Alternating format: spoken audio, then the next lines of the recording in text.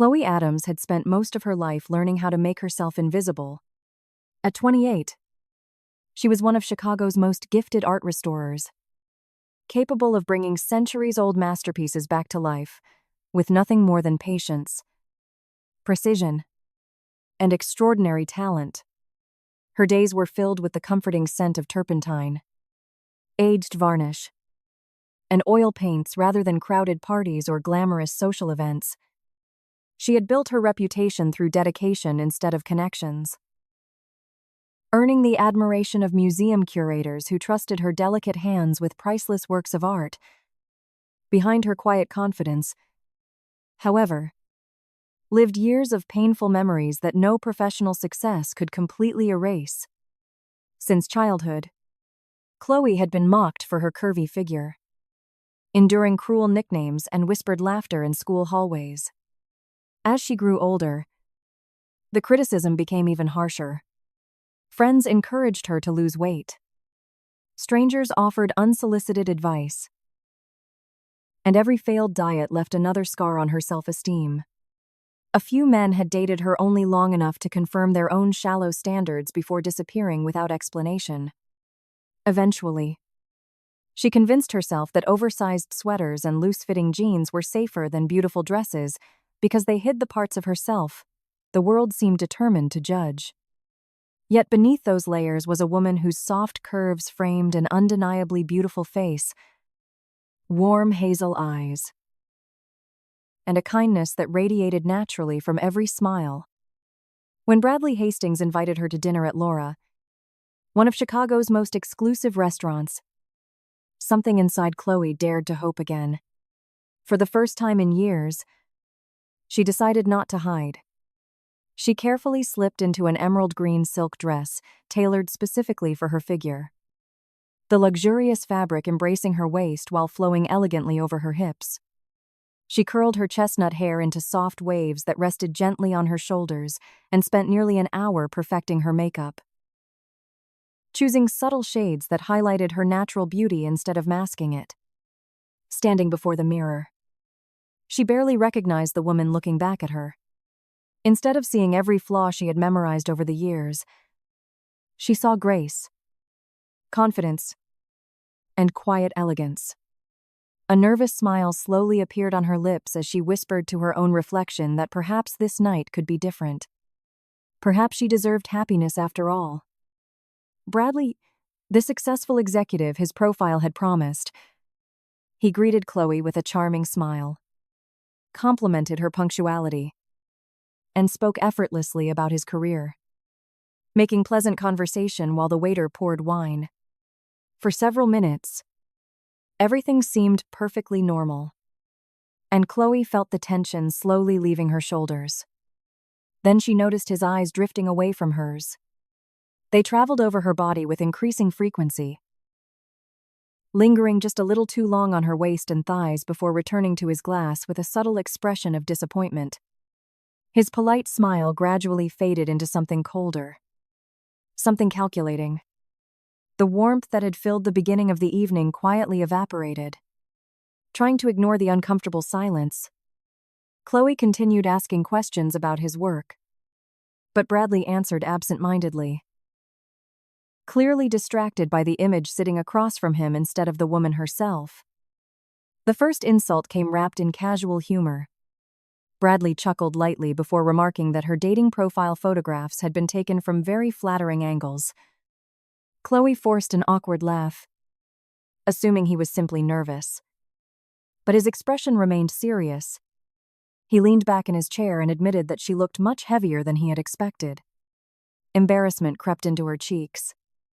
Yet she politely explained that all of her photos were recent and unedited. Bradley merely shrugged as though the explanation meant nothing.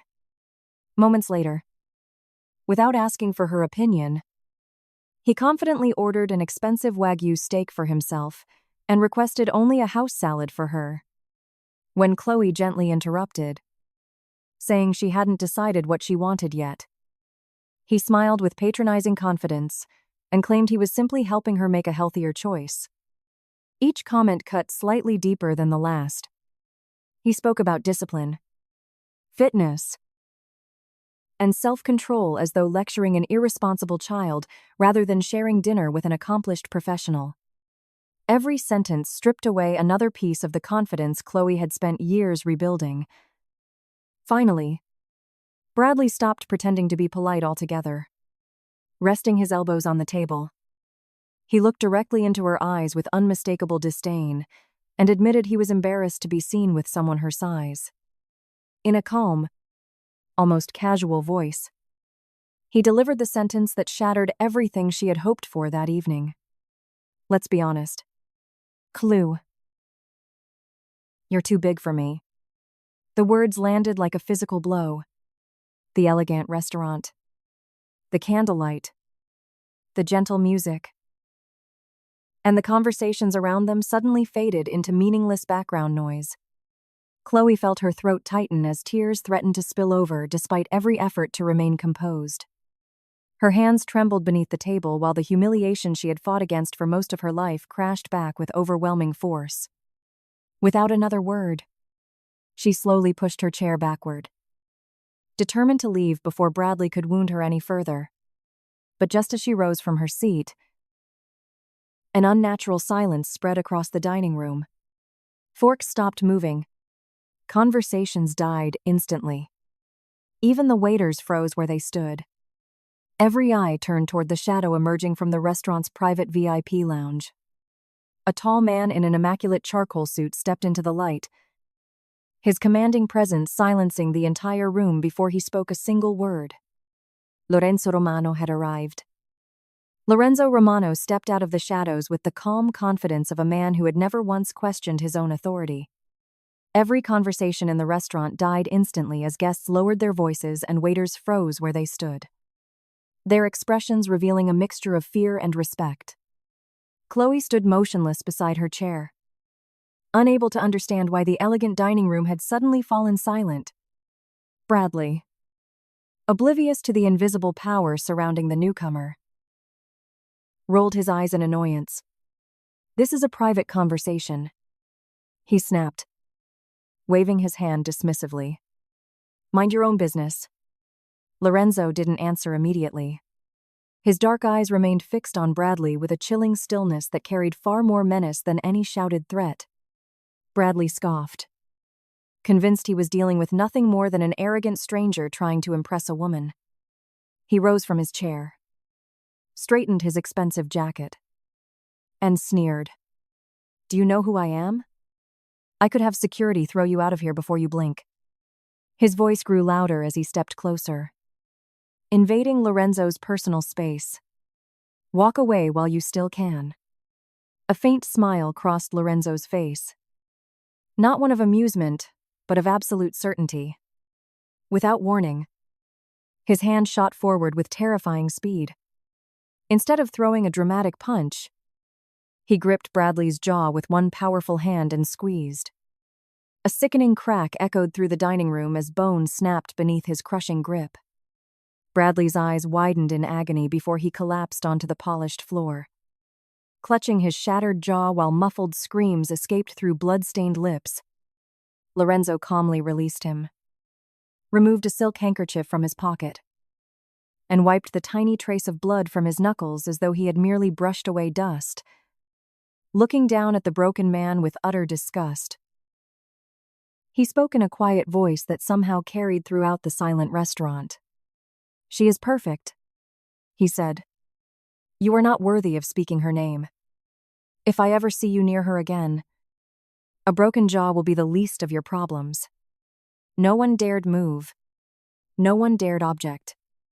Bradley's humiliation was complete. And for the first time that evening, Khloe felt someone had stood between her and the cruelty she had endured for so many years. Only then did Lorenzo turn toward her, and the ruthless expression that had terrified everyone else disappeared almost instantly. His voice softened as he extended a scarred hand in her direction. "Miss Adams," he said with surprising gentleness, "you've suffered enough tonight. Please allow me to take you somewhere safe." Still overwhelmed by everything that had happened, Khloe hesitated before placing her trembling hand in his paras. The warmth of his grip contrasted sharply with the violence she had just witnessed, leaving her confused rather than comforted. Outside the restaurant, an armored black Maybach waited at the curb beneath the glow of the city lights. A heavily built chauffeur immediately opened the rear door while two silent bodyguards scanned the surrounding streets with disciplined precision. Khloe slid into the luxurious leather interior, her pulse racing as the vehicle pulled away from the restaurant. She stole cautious glances at the mysterious man beside her, struggling to understand who possessed enough influence to silence an entire room with his mere presence. Sensing her unease, Lorenzo finally broke the silence. "My name is Lorenzo Romano," he said simply. "I own Laura.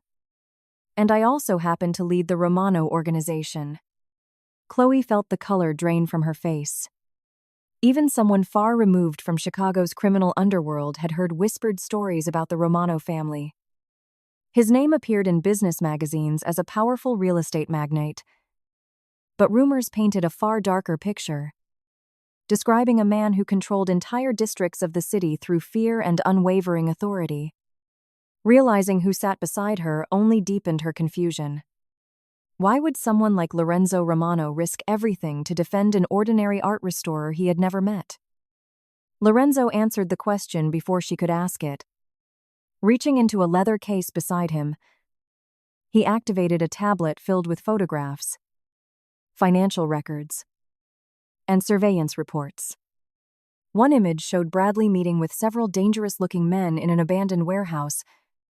Another detailed enormous gambling debts owed to the Moretti family, the Romano syndicate's most ruthless rivals. Lorenzo explained that Bradley had never been interested in dating her. Weeks earlier, the Morettis had promised to erase his crushing debt if he gained Khloe's trust, lured her somewhere isolated, and delivered her into their hands. She was never the target because of who she was. She had become valuable because of her connection to Lorenzo. The body shaming, the insults, the deliberate humiliation, none of it had been spontaneous. Bradley had wanted to destroy her confidence first, making her emotionally vulnerable and easier to manipulate later. Every cruel word had been carefully calculated as part of a kidnapping plot. Khloe's stomach twisted as the horrifying truth settled in. The evening she believed had been nothing more than another painful rejection had actually placed her life in unimaginable danger. Lorenzo's expression hardened at the memory. "The moment my people intercepted their plan," he admitted, "I knew I would not allow anyone to lay a hand on you. I needed to see the operation unfold so I could destroy it completely." Silence lingered between them until Khloe finally found the courage to ask the question, weighing most heavily on her heart. "But why me?" she whispered. Lorenzo looked out through the tinted window for several moments before answering with complete honesty. He confessed that he had known about her for nearly 6 months, ever since she had been commissioned to restore a 19th-century portrait belonging to his late mother. Security cameras inside the gallery had captured countless hours of her meticulous work. And although he had initially reviewed the footage only to monitor the priceless painting, his attention had gradually shifted toward the woman restoring it.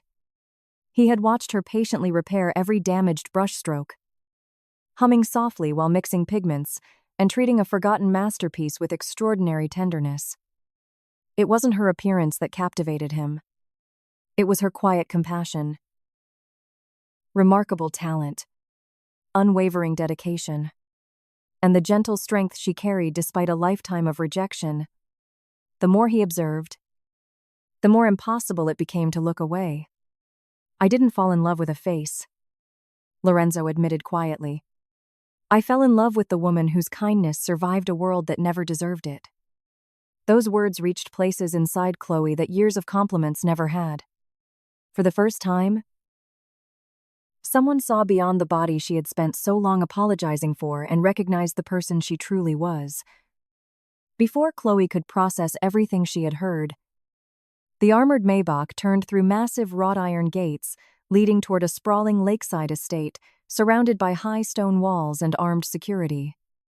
The headlights swept across the long driveway as the mansion came into view. its elegant architecture glowing beneath the night sky. Just as the vehicle approached the main entrance, an explosive crack shattered the silence. Bullets slammed against the reinforced windows in rapid succession, sparks erupting across the armored glass. Khloe screamed instinctively as another volley of gunfire echoed through the darkness.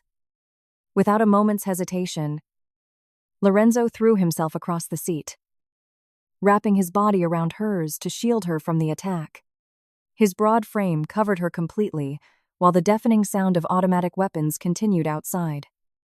"Stay down," he ordered, his voice perfectly steady despite the chaos surrounding them.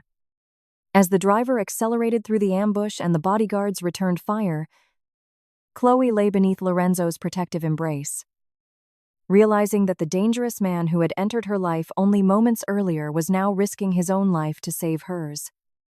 After the violent ambush at the gates of the Romano estate, Khloe found herself waking in a place that seemed to exist somewhere between a palace and a fortress. Her bedroom overlooked the shimmering waters of Lake Michigan, where the morning sun spilled through floor-to-ceiling windows and painted the polished hardwood floors with warm, golden light. The room was decorated with understated elegance rather than excessive luxury, as though someone had carefully considered what would make her feel comfortable instead of simply trying to impress her. Fresh flowers rested beside the bed each morning. Soft cashmere blankets replaced the stiff hotel linens she was accustomed to, and a handwritten note welcomed her to treat the house as her own for as long as she needed. Across the hall, an adjoining dressing room had been filled with beautifully tailored clothing designed specifically for her figure. Flowing silk dresses, elegant blouses, perfectly fitted trousers, and handcrafted shoes occupied every shelf. None of the garments attempted to disguise her curves or force her into impossible standards. Instead, they celebrated the body she had spent years trying to hide. Even more astonishing was the spacious restoration studio Lorenzo had quietly arranged inside the mansion's library. Antique easels, imported pigments, delicate brushes, restoration chemicals, and climate-controlled work tables had all been installed so she could continue pursuing the career she loved without interruption. It was a thoughtful gift that spoke louder than expensive jewelry ever could. Lorenzo never mentioned the cost or expected gratitude in return. He simply wanted her to feel that nothing about her life had to disappear simply because danger had entered it. Although Khloe now lived under Lorenzo's roof, he never behaved as though she belonged to him. The mansion was heavily guarded, with armed security patrolling every entrance and surveillance cameras, monitoring every corridor. Yet he refused to make her feel like a prisoner. She was free to wander the gardens, spend hours restoring paintings, or enjoy the breathtaking view from the estate's private terrace whenever she wished. Lorenzo himself was rarely present. The attempted assassination had intensified the conflict with the Moretti family, forcing him to spend long days negotiating with allies, protecting his territory, and responding to attacks from rival factions determined to destroy everything he had built. Sometimes Khloe caught only brief glimpses of him crossing the grand entrance hall late at night, his tailored suit stained with dust or dried blood after another confrontation. Yet no matter how exhausted he appeared, he always paused outside the library to ask whether she had eaten, whether she needed anything, or whether she had made progress on the painting she was restoring. He never interrupted her work or demanded her attention. Instead, he quietly respected the boundaries she had spent years constructing around herself. Every morning she discovered small reminders that he had been thinking about her, a rare restoration manual she had once mentioned in passing, a fresh supply of pigments imported from Florence, or a bouquet of her favorite white lilies delivered without explanation. Those simple gestures slowly dissolved the fear that had initially separated them. Lorenzo's protection was never possessive. It was patient, considerate, and unwavering. As the weeks passed, Khloe realized something unexpected had begun to change within her. For the first time since she was a teenager, She no longer reached automatically for oversized sweaters whenever she dressed. One quiet afternoon, she chose a fitted navy blue dress from the wardrobe Lorenzo had provided and stood before the mirror almost expecting to hate what she saw. Instead, she noticed how naturally the fabric followed the curves of her waist and hips. Not hiding them, but honoring them. She smiled at her own reflection without forcing it. The woman staring back no longer seemed like someone begging the world for acceptance. She looked confident, elegant, and undeniably beautiful. The staff noticed the difference as well.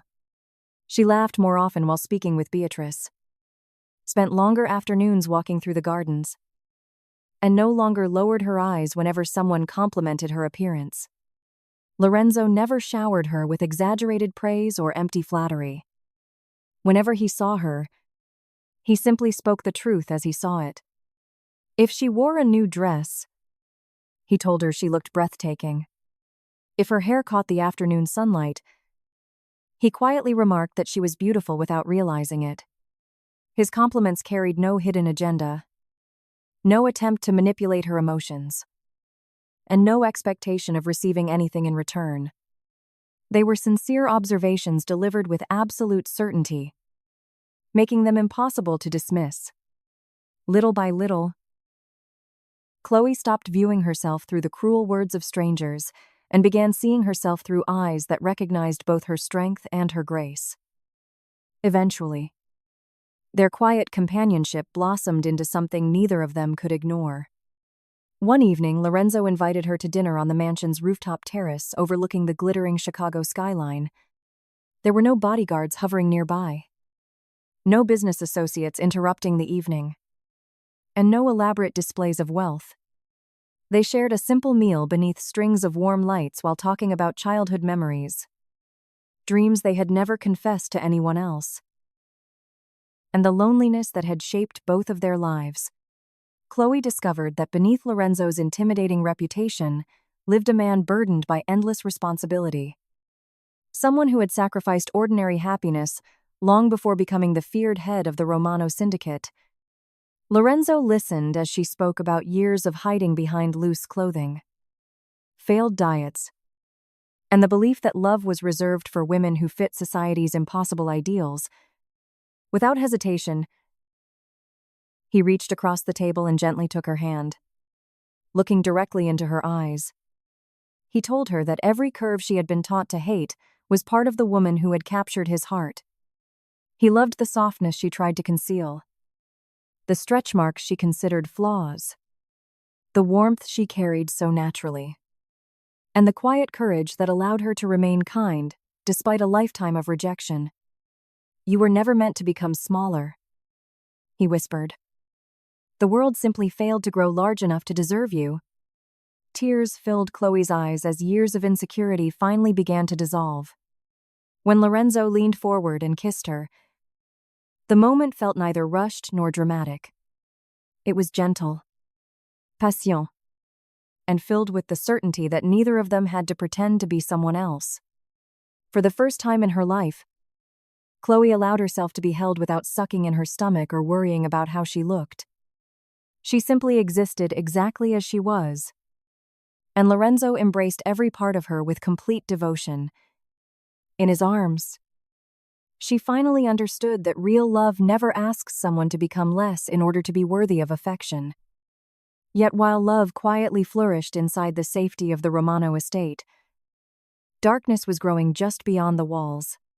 Among Lorenzo's closest advisors, no one watched the relationship with greater resentment than Sullivan Gallagher, the syndicate's second-in-command. A man who valued discipline above emotion, Sullivan believed that compassion had no place in leadership. He had stood beside Lorenzo through years of bloodshed and betrayal, watching him rule with ruthless precision. And he could not accept that an ordinary civilian had become capable of influencing the most feared man in Chicago. From Sullivan's perspective, Khloe represented weakness. Every moment Lorenzo spent protecting her was a distraction from the war against the Moretti family. Every risk he took to ensure her safety endangered the future of the entire organization. Hidden inside the estate's surveillance room, Sullivan silently observed Lorenzo's growing affection through security monitors, his resentment deepening with every passing day. Late one stormy evening, after confirming that Lorenzo had left for another strategic meeting, Sullivan retrieved a burner phone from his pocket and dialed a number known only to a handful of men within Chicago's criminal underworld. Carlo Moretti answered almost immediately. Sullivan's voice remained cold and controlled as he proposed an alliance that would change everything.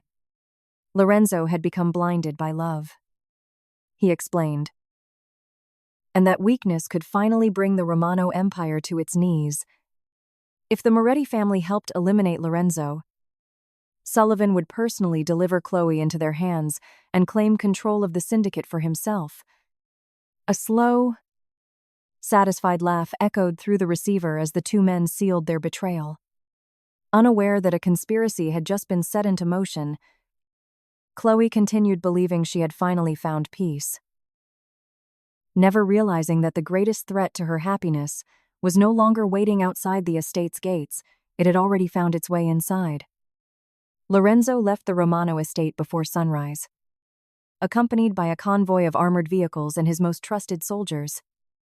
Intelligence reports suggested that several neutral crime families were finally willing to meet, offering an opportunity to unite against the Moretti organization and bring the months of bloodshed to an end. Before climbing into his car, Lorenzo found Khloe in the library, where she was carefully restoring an 18th-century landscape painting. He brushed a loose strand of hair behind her ear and reminded her that he would return before nightfall. There was genuine reluctance in his voice, as though every instinct urged him to stay by her side instead of walking into another dangerous negotiation.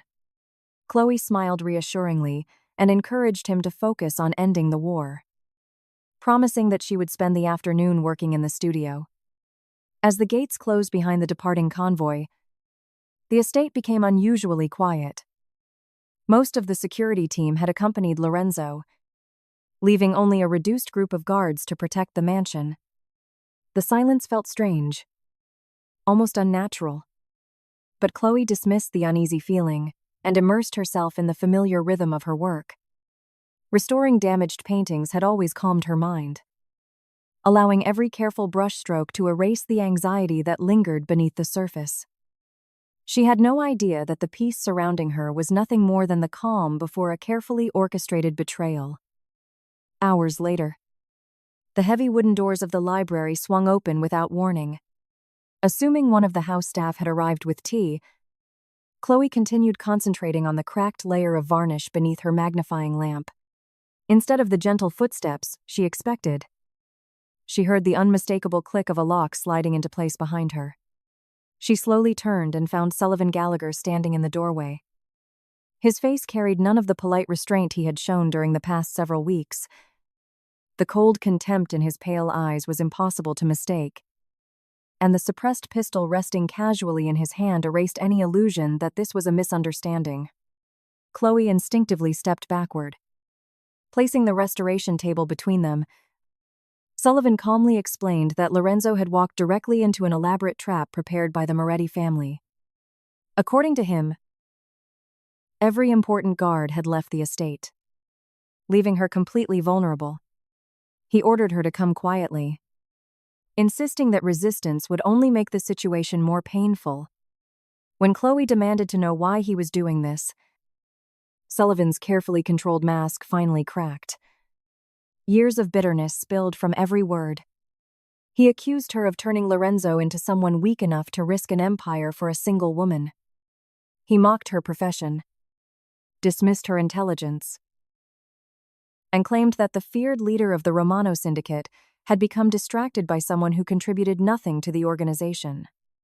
Then his insults became deeply personal.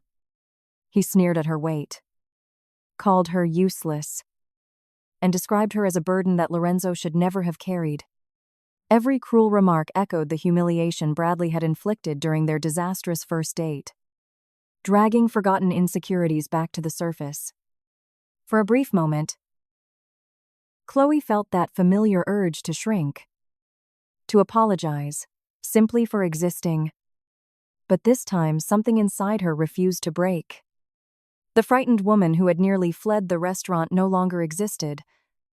She had survived betrayal, kidnapping attempts, and a mafia war. She was done allowing cruel men to define her worth. As Sullivan advanced with the pistol raised, Khloe forced herself to remain calm. Instead of focusing on the weapon, she quickly studied the room around her. Every shelf, every work table, and every cabinet contained tools she had handled for years. She understood the properties of every chemical and instrument better than anyone else. Quietly shifting her weight, she edged closer to the restoration supplies while pretending to surrender. Sullivan laughed, convinced that fear had finally defeated her. He never noticed her fingers wrapping around a large glass bottle containing an industrial stripping solvent powerful enough to dissolve centuries-old varnish. The instant he stepped within reach, Khloe reacted with explosive speed. She hurled the open bottle directly into his face. The corrosive liquid struck his eyes before he could dodge, and an agonized scream tore through the library as he stumbled backward. Dropping the pistol while clawing desperately at his burning skin, Khloe wasted no time. She lunged across the room, kicking the weapon out of reach before driving the heel of her boot down onto Sullivan's knee with every ounce of strength she possessed. The sharp crack of bone echoed through the chamber as he collapsed to the floor, writhing in unbearable pain. Adrenaline erased every trace of hesitation. She grabbed a heavy bronze gargoyle bookend from a nearby shelf and stood over him, breathing hard while keeping the improvised weapon raised. Sullivan stared at her through ruined eyes, unable to comprehend how the woman he had dismissed as weak had completely destroyed him using nothing but the tools of her own profession. At that moment, Khloe realized something far more important than her victory over Sullivan. She had finally stopped seeing herself as someone who always needed rescuing. She had saved herself. At the very same moment, miles away at the abandoned shipyards, Lorenzo discovered the true purpose behind the meeting he had been invited to attend. The promised alliance never existed. Instead, dozens of Moretti gunmen emerged from warehouses and shipping containers, unleashing a carefully prepared ambush. Bullets ripped through the docks as explosions echoed across the waterfront. Lorenzo immediately understood that the attack had only one objective: keep him away from the estate long enough for someone inside to seize Khloe. Fighting with the ruthless precision that had built his fearsome reputation, he led his surviving men through the trap, eliminating every assassin who stood between him and the exit. By the time the final gunman fell, Lorenzo's tailored suit had been torn by gunfire. His hands were stained with blood, and countless enemies lay dead across the concrete docks. Ignoring his own injuries, he ordered Dominic to drive directly back to the mansion at maximum speed.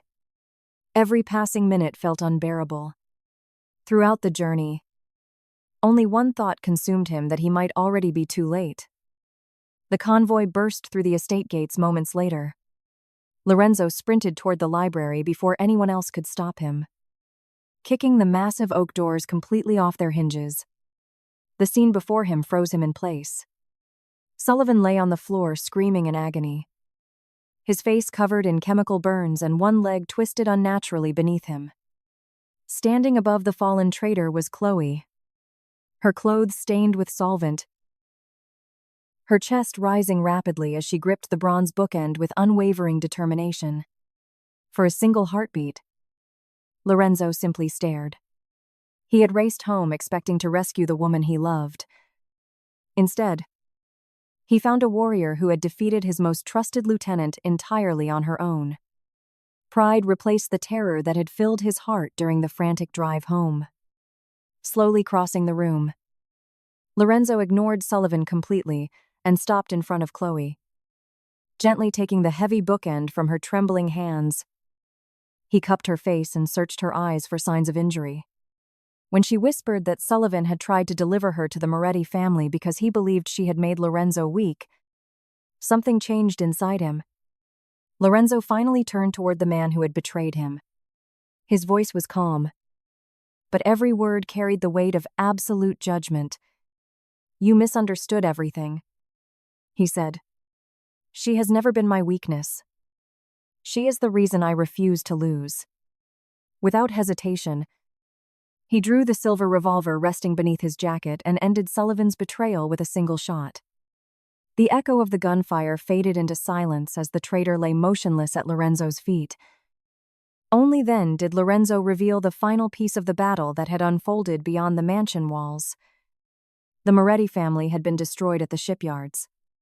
Carlo Moretti himself was dead, along with the men who had spent months trying to overthrow the Romano syndicate. The war that had consumed Chicago's underworld was finally over. Yet Lorenzo's greatest victory had nothing to do with territory or power. It stood before him in the form of a woman who had refused to surrender when confronted by fear. Khloe stepped forward, wrapping her arms around him despite the blood covering his torn suit. Lorenzo held her just as tightly, burying his face in her hair while the tension of the past months finally gave way to overwhelming relief. Around them, the surviving guards quietly lowered their weapons, understanding that they had witnessed far more than the end of a mafia conflict. They had watched the birth of an equal partnership built not on rescue and dependence, but on mutual courage, unwavering trust, and profound respect. From that moment forward, no one within the Romano organization would ever mistake Khloe Adams for a helpless civilian again. She had earned her place beside Lorenzo not because he protected her, but because when darkness came for her, she stood her ground and fought back with a strength no one had believed she possessed. 6 months after the fall of the Moretti family, Chicago looked remarkably different. The endless whispers of gang warfare had faded into distant memories, replaced by an uneasy but lasting peace under the undisputed leadership of Lorenzo Romano. The city still respected his name, but the fear that once followed him everywhere had softened into something more complex. Those closest to him noticed the transformation long before the rest of the world did.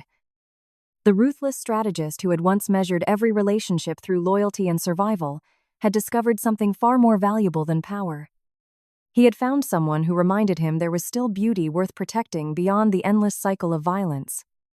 Yet the greatest transformation belonged not to Lorenzo, but to the woman standing beside him. Khloe Adams was no longer the timid art restorer who apologized for taking up space. The insecurities that had haunted her for most of her life had slowly disappeared, replaced by a quiet confidence that no cruel opinion could ever steal again. She no longer hid behind oversized sweaters or carefully positioned herself to appear smaller in photographs.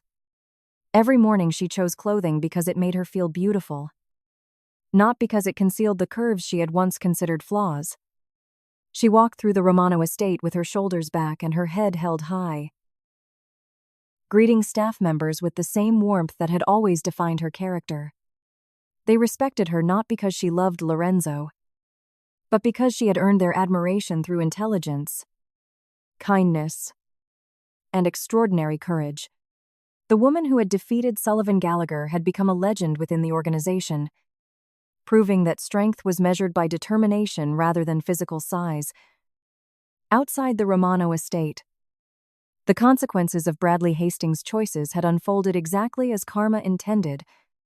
His shattered jaw eventually healed, but his reputation never recovered. News of his connection to the Moretti family quietly spread through Chicago's business circles, destroying the successful career he had spent years building. The logistics firm that once celebrated his ambition dismissed him without hesitation. Unwilling to associate with a man linked to organized crime and public scandal, former colleagues refused to answer his calls. Professional opportunities vanished one after another, and the confidence that had fueled his arrogance evaporated beneath the weight of his own mistakes. The expensive suits, luxury watches, and carefully crafted image that had once impressed strangers meant nothing without integrity to support them. Within a few short months, Bradley became little more than an unpleasant memory, a man whose cruelty had ultimately ruined only himself. The city moved on without him, and no one cared enough to ask where he had gone. Ironically, the woman he had mocked for being too big had grown into someone far greater than he could ever become. His insults had not defined her future. They had simply revealed the emptiness of his own character. Meanwhile, Khloe's life flourished in ways she had never imagined possible. She continued restoring priceless works of art, establishing a restoration foundation dedicated to preserving historical masterpieces, while mentoring young artists who lacked opportunities to pursue their passion. Museums across the country sought her expertise, and critics praised both her remarkable talent and the compassion she brought to every project. Yet professional success was only one part of the life she had built. Within the Romano household, Khloe gradually became far more than the woman Lorenzo loved. She became the heart of a family that had forgotten how to live without fear. She remembered the birthdays of security guards, checked on injured men returning from dangerous assignments, and transformed the once intimidating mansion into a place where loyalty grew from genuine respect rather than intimidation alone. Even veteran members of the syndicate who had initially questioned her presence eventually came to admire the quiet strength that had changed the atmosphere of the entire organization. Khloe never demanded authority or recognition. She earned both naturally by treating everyone with dignity, regardless of rank or status. Women throughout Chicago quietly looked to her as proof that beauty was never defined by a number on a scale. She had become a symbol of confidence, resilience, and self-acceptance, inspiring countless others to embrace themselves instead of chasing impossible expectations imposed by society. Lorenzo's transformation was just as profound. Although he remained the unquestioned leader of the Romano organization, those closest to him recognized that the relentless darkness which had once consumed him no longer ruled every decision he made. Khloe had shown him that true strength was not measured solely by the ability to defeat enemies, but also by the courage to protect hope, compassion, and love in a world built on violence. He still carried the authority that made rivals fear his name. Yet he no longer lived solely for survival. The future he envisioned now included peaceful mornings sharing coffee with Khloe, evenings spent listening to her describe the paintings she restored, and dreams that extended beyond territorial disputes or criminal alliances. She had not weakened him. As Sullivan once believed, she had given him something worth becoming a better man for. For the first time in his life, Lorenzo understood that the greatest victory was not conquering rivals but allowing someone to see every scar, every mistake, and every hidden piece of his soul without turning away. One crisp autumn evening, exactly 6 months after the war had ended, Lorenzo invited Khloe to dinner at Laura, the same exclusive restaurant where their extraordinary journey had begun. The elegant dining room looked almost unchanged, with its warm lighting, polished marble floors, and quiet sophistication. Yet everything felt different.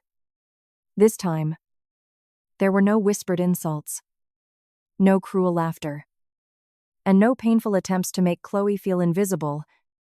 As they entered together, every guest respectfully acknowledged them, not out of fear alone, but out of admiration for the couple they had become. Khloe wore a midnight blue silk gown that embraced every graceful curve of her body without apology, while Lorenzo looked at her with the same unmistakable admiration that had never once faded. He reached for her hand as they walked through the restaurant, and she accepted it with complete confidence, no longer questioning whether she deserved to be loved exactly as she was. Stopping briefly beside the very table where Bradley had once tried to destroy her self-worth, Khloe smiled softly. The memory no longer hurt. It simply reminded her how far she had come. Lorenzo squeezed her hand gently before leading her toward their table, where a quiet evening awaited them.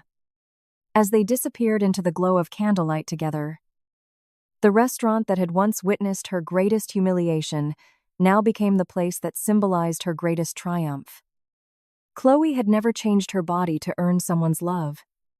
She had simply found the one person capable of recognizing the extraordinary woman she had always been. And in accepting herself completely, she discovered that the most powerful love story begins not when someone changes to fit the world's expectations, but when they finally realize they were worthy all along.